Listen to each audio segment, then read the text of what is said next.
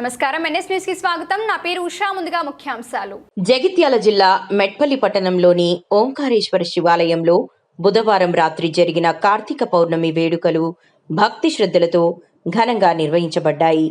ఆలయాన్ని 1000 దీపాలతో అలంకరించడంతో సమస్త ప్రాంగణం ప్రకాశవంతంగా మారి భక్తి కాంతుల నడుమ దివ్య వాతావరణం నెలకొంది. భక్తులు కుటుంబ సమేతంగా హాజరై స్వామివారిని దర్శించుకుని పూజలు, హారతులు నిర్వహించారు.